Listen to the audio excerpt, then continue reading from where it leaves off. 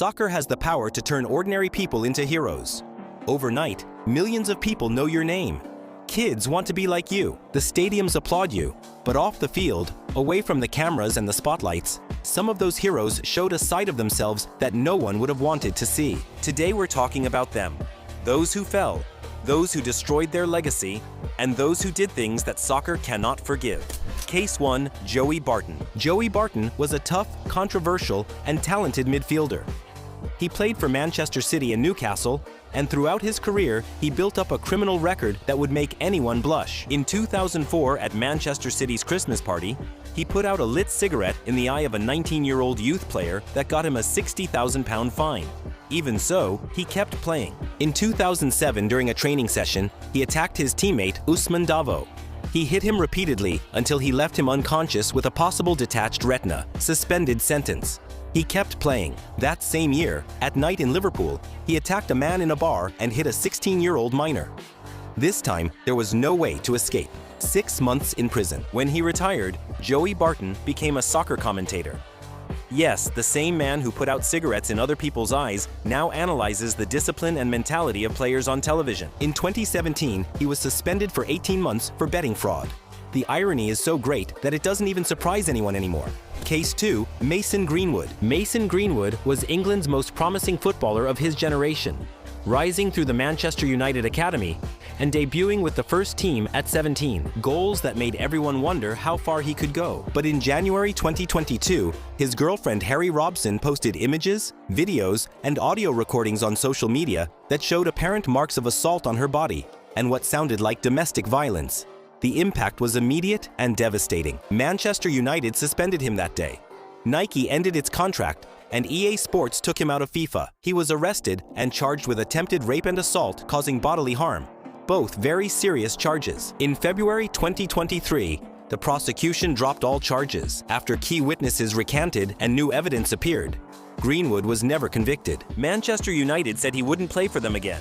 He was loaned to Getafe, then sold to Marsella, where he regained impressive form. The situation remains uncomfortable and complex. The images the world saw in January 2022 did not disappear with the withdrawal of the charges. Case 3, Marlon King. Marlon King was a powerful striker who played at Watford, physically imposing, dangerous in the box, and with a criminal history that began in his teenage years and never ended.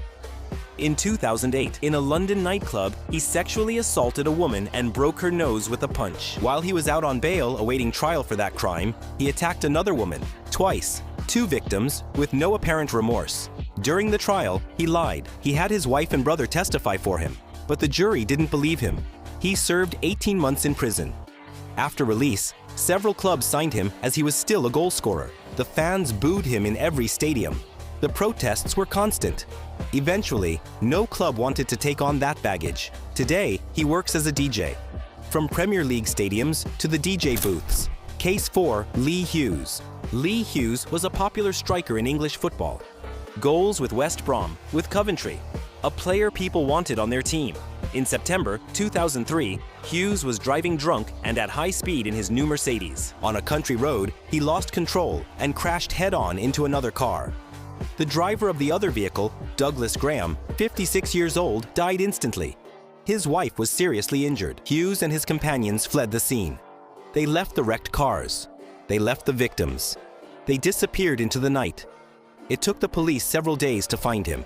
He was hiding in his mansion. His blood alcohol was double the legal limit. Sentenced to 6 years, he was released after 3. In 2007, he rejoined Old Han Athletic and played in lower leagues for over a decade. What he never regained was the respect of the fans. In every stadium where he played, they reminded him exactly what he had done. Case 5, Adam Johnson. Adam Johnson was a brilliant winger in the Premier League, champion with Manchester City, England international, £60,000 a week, wealth, fame, recognition. He had it all. He used all of that to gain the trust of a 15-year-old fan. Messages, conversations, calculated manipulation, a meeting in his car. When the police investigated him, his first reaction was to lie. He denied any wrongdoing to his club, to his partner, to the public. He kept playing, kept getting paid. Sunderland kept him on the team even after he was formally charged. They only fired him on the first day of the trial, when Johnson changed his plea to guilty. 6 years in prison. He served 3. The English Football Association banned him for life. He will never return to professional football. Today, he lives in total anonymity. Case 6, Breno Vinicius. This case is different from all the previous ones and deserves to be told carefully.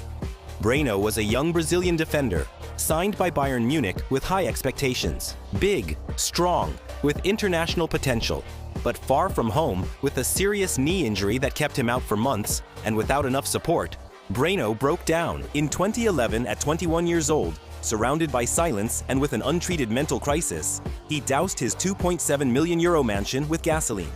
And he set it on fire. He completely destroyed it. At the trial, he claimed voices told him to do it.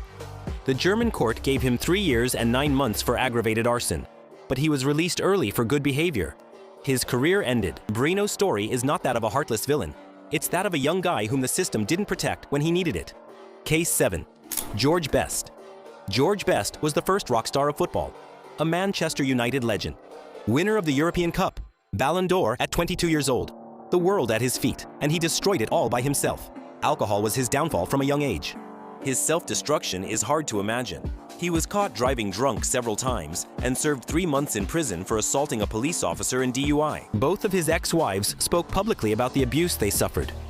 He went on to play for a dozen different clubs. After leaving United at 27 in 2002, he received a liver transplant, a second chance that most people would value with their lives. But Best kept drinking. He died in 2005 at the age of 59 from multiple organ failure related to alcohol. The last image he left was a photograph of his devastated body in a hospital bed, published along with a message: "Don't die like me." Case 8. Ronaldinho. This is the most bizarre story on the whole list. Ronaldinho, the man with the most famous smile in football. In 2020, Ronaldinho and his brother Roberto were arrested in Paraguay. The reason? They had entered the country with fake passports that identified them as Paraguayan citizens. Supposedly, they were there for a charity mission and to promote a casino. Their explanation was that a local businessman had given them the documents and they didn't know they were fake. The Paraguayan government didn't believe them. What followed was one of the most surprising, surreal situations in football history.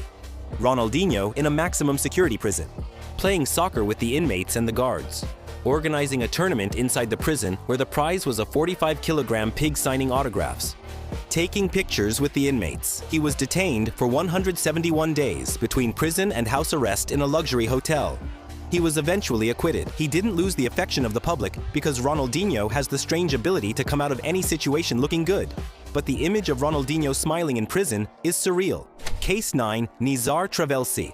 Nizar Travelsi was an international player with Tunisia. He played in Germany with Fortuna Düsseldorf, a footballer with a future, with a career, with potential. But he gave all that up to join Al-Qaeda. Travelsi traveled to Afghanistan. He trained in camps run by a terrorist group. He was arrested in Germany while planning a suicide attack on a NATO base in Belgium, aiming to kill as many people as possible. A German court sentenced him to 10 years in prison in 2003. Of all the cases on this list, the one involving Travelsi is the hardest to categorize. There is no illness, there is no addiction, just a completely strange decision. The contrast between what he represented as a footballer and what he chose to become afterward is so absurd that it's hard to find the words. Case 10, Bruno Fernández. And now we come to the case that no other story can surpass in darkness. First, I want to clarify that this Bruno Fernández is not Manchester United's midfielder, but the former Brazilian goalkeeper who captained Flamengo, a charismatic figure and Brazilian idol, a man with a bright future ahead of him. He had a son with Elisa Zamudio, a former partner. When Elisa demanded recognition and child support for the boy, Bruno responded as only someone without humanity would. What followed was her torture and murder.